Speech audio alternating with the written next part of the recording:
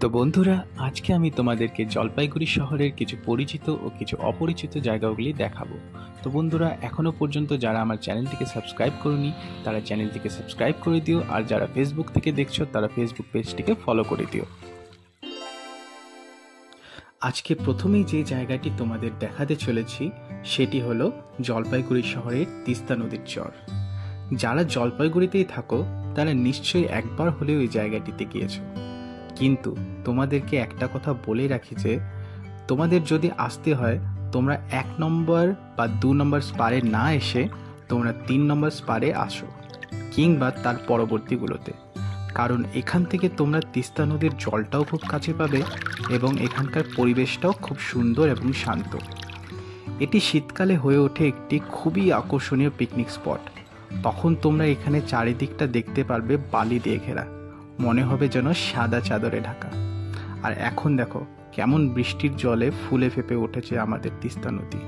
শরৎকাল আস্তে আস্তে আবার এই জায়গাটির রূপ অনেকটাই বদলে যায়। তখন নদীর জল অনেকটাই নিচে নেমে আসে এবং উঁচু ভূমিগুলিতে কাশবনের আবির্ভাব ঘটে। আর কাশবন দেখতে সত্যিই খুব সুন্দর লাগে, বিশেষ করে ভোরবেলা এবং সন্ধ্যা হওয়ার আগে আগে।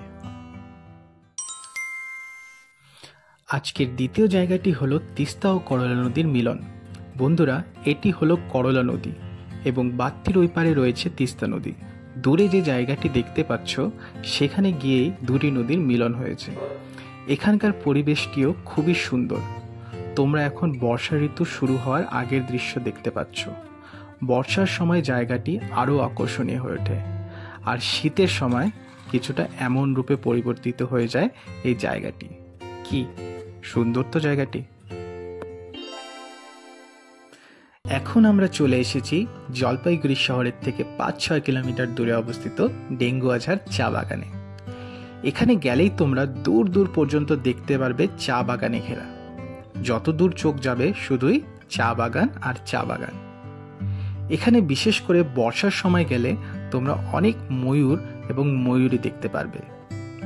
আমিও অনেকবার দেখেছি, কিন্তু ভালোভাবে ক্যামেরা বন্দি করতে সক্ষম হয়নি, কারণ এরা একটু হালকা আঁচ পেলেই চা বাগানে ঢুকে যায়।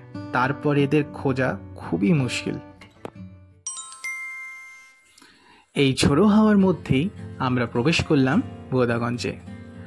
তোমরা সবাই জানো বোদাগঞ্জে রয়েছে ভ্রামরী দেবীর মন্দির। তারই উদ্দেশ্যে সবাই আসে এই জায়গাটিতে। আজ তোমাদেরকে এই জায়গাটি ভালো করে ঘুরে দেখাবো।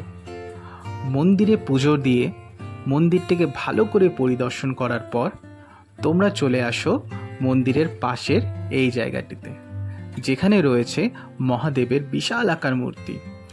আর এই বিশাল আকার মূর্তিটি পরিদর্শন করার পর তোমরা মন্দিরের এই পেছনের জায়গাটিতে চলে আসো, যেখানে রয়েছে একটি সুন্দর সুবিশালাকার পুকুর। তোমরা চাইলে এখানে স্নান করতে বা একটু সময় কাটাতেও পারো। তো বন্ধুরা, আজকের ভিডিওটি এটুকুই রাখছি। ভালো লাগলে লাইক, কমেন্ট আর শেয়ার করে দিও। তো দেখা হচ্ছে তোমাদের সাথে নেক্সট ভিডিওতে।